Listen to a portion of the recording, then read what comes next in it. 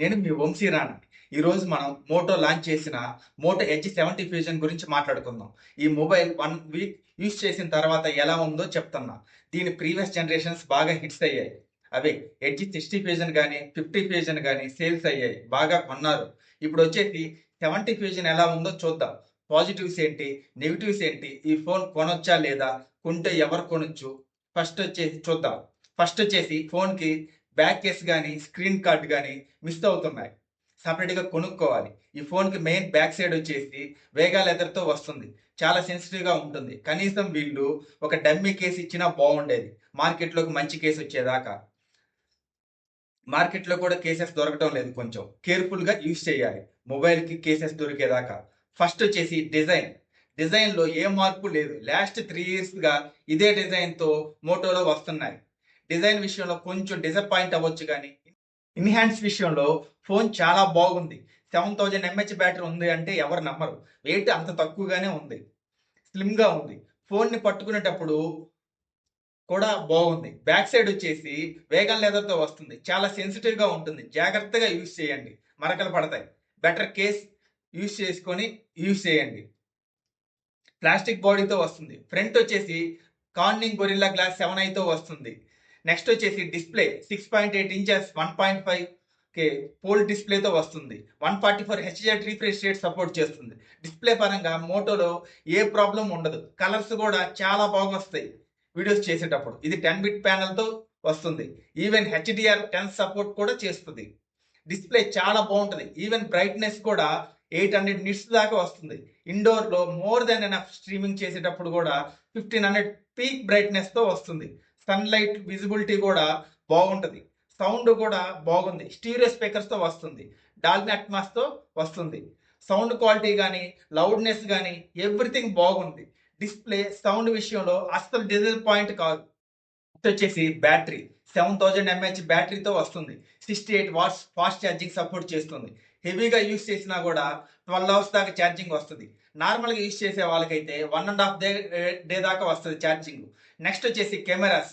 Back side 2 cameras ఉంటాయి. 50 megapixel main camera, Sony LY-TIA 7110 సెన్సార్తో వస్తుంది.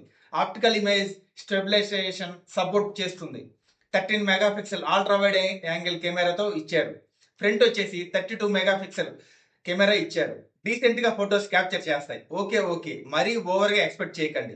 వీడియోస్ వచ్చేసి 4K 30 fps వీడియోస్ తీసుకోవచ్చు. కలర్స్ కూడా చాలా బాగా వస్తున్నాయి. కొంచెం డీటెయిల్స్ మిస్ అయ్యాయి. ఓవరాల్గా చూసుకుంటే బ్యాక్ కెమెరా బాగానే ఉంది.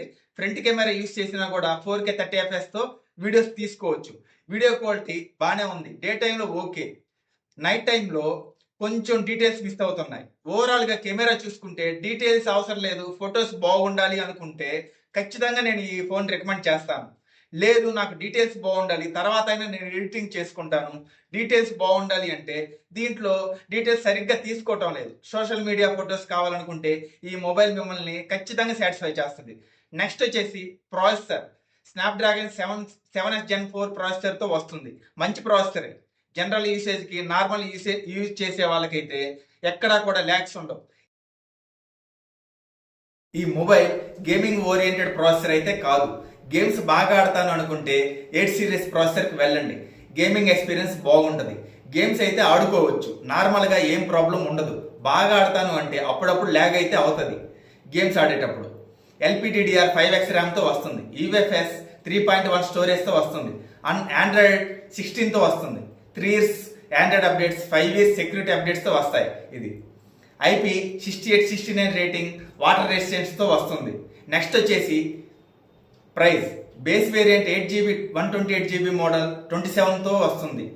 8GB 256 మోడల్ వచ్చేసి 30,000 దాకా అయితే ఉంది. 3000 డిఫరెన్స్ అయితే ఉంది. 128GBకి 256GBకి ప్రైజెస్ అయితే బాగా పెరిగిపోతున్నాయి. 12GB 256GBకి అయితే 33,000 ప్రైస్ పెట్టారు. ప్రెజెంట్ కార్డ్ ఆఫర్ అయితే ఉంది, 2,000 ఉంది. బేస్ మోడల్ కార్డ్ ఆఫర్తో 25,000కి వస్తుంది. ఈ ప్రైజ్లో అన్ని బాగానే ఉన్నాయి. ఈ ఫోన్లో మేజర్గా నెగిటివ్స్ అయితే ఏ అనిపించలేదు. ఒకవేళ మీరు కనుక 25,000లో ఆల్రౌండర్ ఫోన్ తీసుకోవాలి, పెద్దగా గేమ్స్ ఆడను, అప్పుడప్పుడు గేమ్స్ ఆడతాను అంటే ఈ ఫోన్ని తీసుకోవచ్చు. 25,000 లోపు వస్తేనే ఈ మొబైల్ తీసుకోండి. అన్నిటికి మించి ఎక్కువ మనీ పెట్టకండి. 27,000 30,000 పెట్టి తీసుకోవద్దు. 25,000లో అయితే తీసుకోండి. ఇది ఇవాల్టి వీడియో అయితే. సో ఈ కంటెంట్ మీకు నచ్చినట్లయితే ఈ వీడియో లైక్ చేయండి, ఛానల్ సబ్స్క్రైబ్ చేయండి, అలాగే మీ ఫ్రెండ్స్కి షేర్ చేయండి.